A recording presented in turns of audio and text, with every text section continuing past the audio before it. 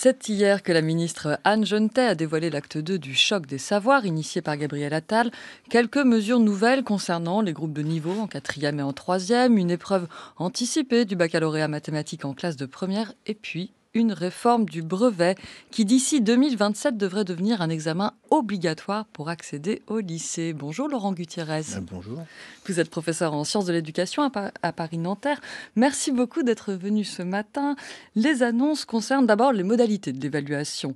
À partir de 2026, il y aura plus de contrôle terminal, 60% de la note contre 50% actuellement. Quel effet en attendre ?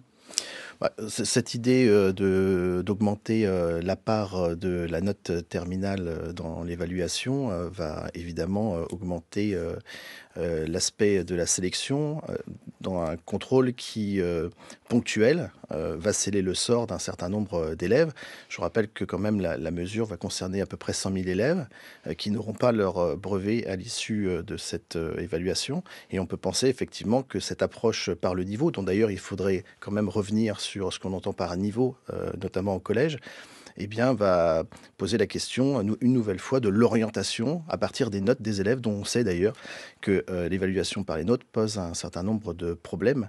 Les spécialistes des évaluations reviennent régulièrement sur les différences entre établissements, entre enseignants, sur les notes que peuvent attribuer les enseignants des différentes disciplines aux élèves et qui contribuent donc à une moyenne et qui permet aux élèves d'obtenir ou pas des notes. Mais plus de contrôle terminal, oui. Justement, ça fait que les notes des enseignants et les différences entre établissements sont censées prendre moins de place.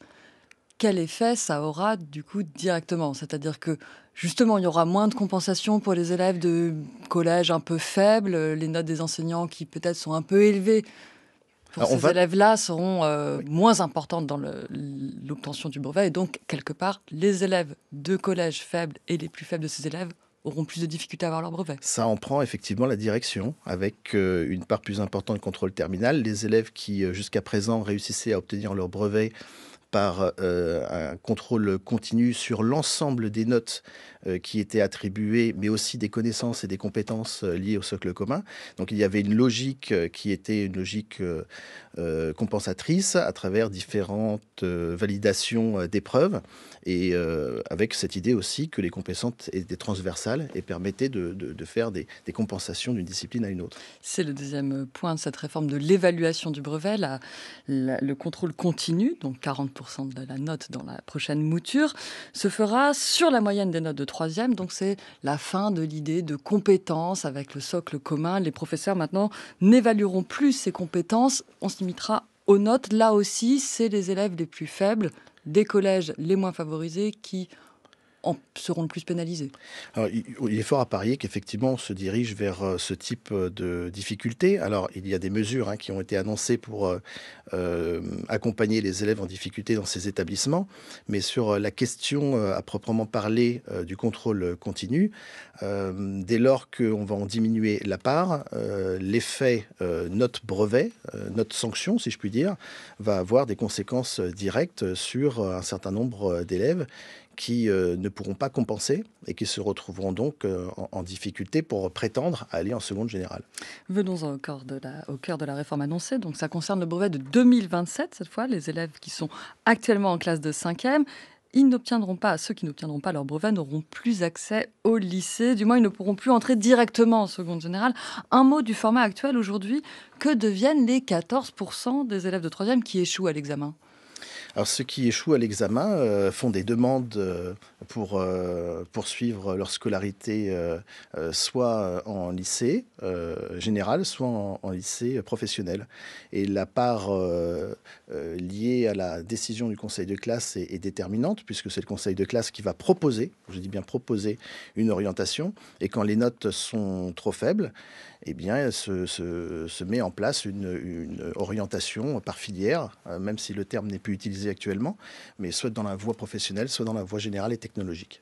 Et là, selon les dires de la ministre, les élèves recalés iront soit en CAP, soit en prépa seconde. Alors, en CAP, est-ce que ça vous semble possible, étant donné, d'une part, la sélectivité de ces filières, les places y sont rares, et puis d'autre part, le peu d'entrain des parents à voir les élèves quitter le système général? Qu'est-ce que vous en pensez, Laurent Gutierrez? Si je puis dire, c'est la grande surprise. C'est-à-dire, le choc des savoirs avait été initié par Gabriel Attal, comme vous l'avez précisé, en rendant le brevet obligatoire pour entrer directement en seconde. Eh bien, il y a deux choses qui se passent. La voie professionnelle va accueillir de nouveaux élèves qu'elle n'accueillait pas jusqu'à présent, c'est-à-dire les recalés du brevet. Oui, Donc, ce qui lie la voie professionnelle à l'échec, ce qui n'est alors pas forcément exactement, une bonne idée. ce qui est plus un symptôme ou un symbole, qui va être une réalité effective. Et puis, il y a cette fameuse année de prépa seconde qu'on finira par appeler assez rapidement la seconde en 2 ans, elle se fera, si j'ai bien compris, au lycée. Donc les chefs d'établissement, une petite pensée pour les chefs d'établissement de lycée qui vont devoir du coup mettre en place une seconde en 2 ans. Donc j'imagine des emplois du temps aussi assez compliqués à mettre en place. Mais un lycée en 4 ans va effectivement euh, assurer une organisation chez des élèves qui allaient au lycée jusqu'à présent pour 3 ans. Ils vont y aller dans une perspective d'y faire 4 ans. Alors toute la question, évidemment, c'est qu'est-ce que l'on fait durant cette deuxième année ou durant cette première année et comment se répartissent les enseignements, qu'est-ce qu'on attend d'eux pour qu'à la fin de la seconde, il y ait une orientation effective qui permette aux élèves d'aller soit dans la voie technologique, soit dans la voie générale. Sachant que donc cette prépa seconde, c'est une innovation qui a été mise en place à la rentrée là. Il va y avoir une expérimentation, mais c'est absolument tout nouveau.